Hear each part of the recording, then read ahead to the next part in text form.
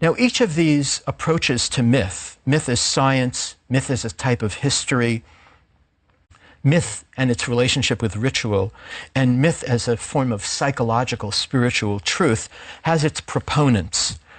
Some of these proponents are so wedded to their one approach that they feel that that approach exclusively is the right approach.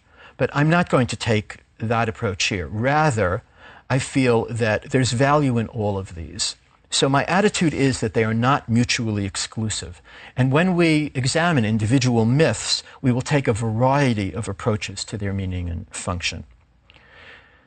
Before we embark on our study of the stories, of the great stories, we need to review a set of background materials that will enable us to understand the myths in the context in which they first appeared, that is, in their proper historical setting.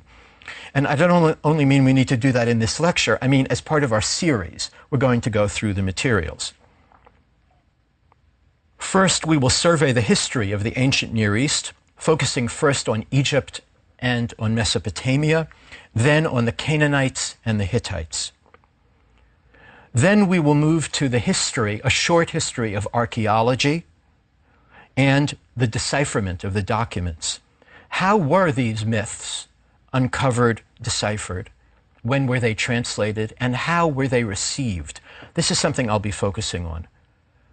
These myths were buried and unknown, many of them, for thousands of years.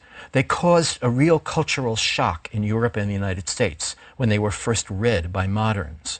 So we'll be looking at that reception.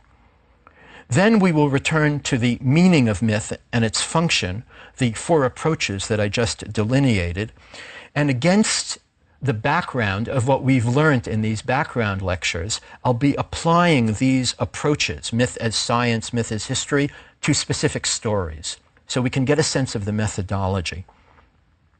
And in that context, we will have a lecture about the Bible and myth, a theme that we will take up many times in the course, but we need to develop our ideas about it in one lecture.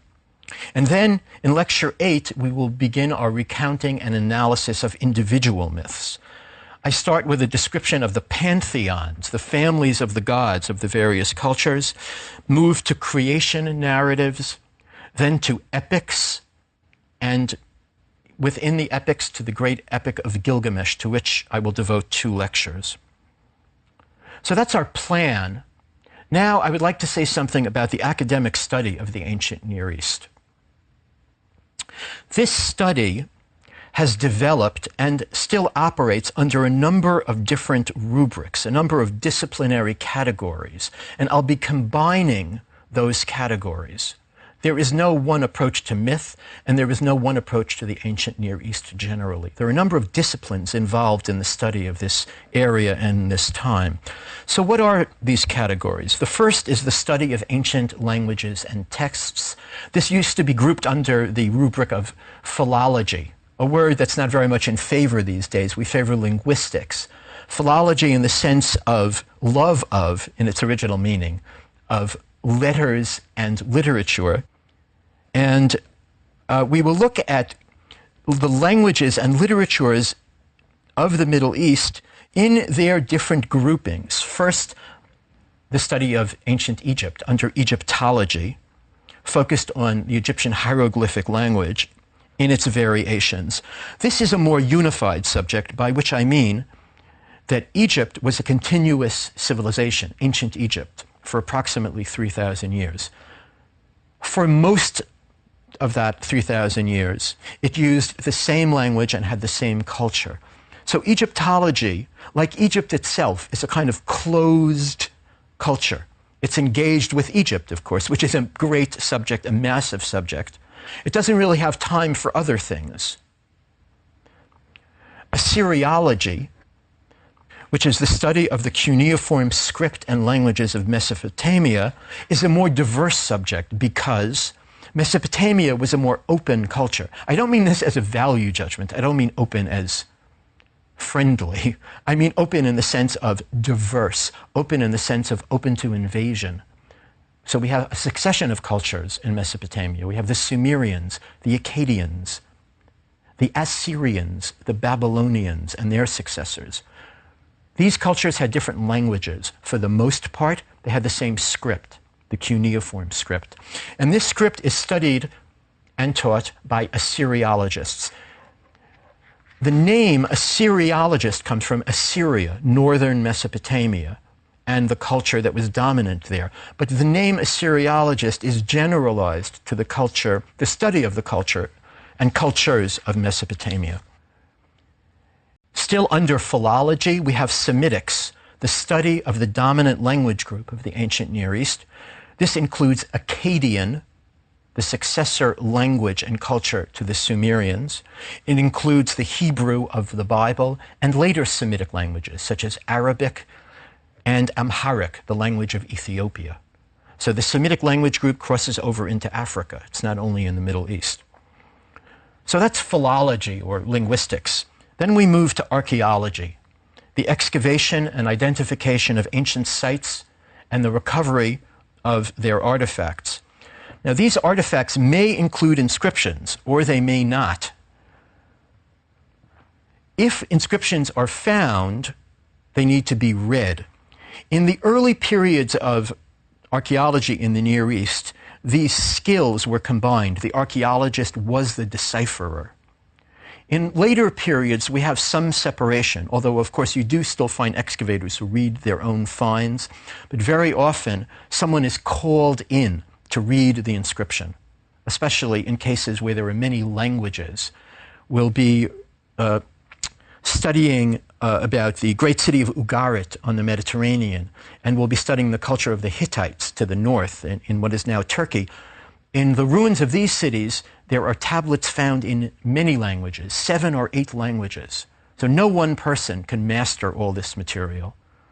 Well, in the past of archaeology, there have been some greats, but it's not something that's generally done. So we move from philology, archaeology, to religious studies or biblical studies. The Hebrew Bible, the Old Testament of the Christian traditions, emerged from an ancient Near Eastern setting. And much of the early Western interest in the ancient Near East stemmed from a wish to understand the Bible. What was the background of the Bible? That was the cultural question that people were asking. And there were 2 tendencies at work in this cultural inquiry. One was to look at the ancient Near East as a way to challenge the Bible or subvert the Bible, and the other was to use the ancient Near Eastern texts to prove the Bible. So using the same artifacts and inscriptions, 2 different camps went on campaigns.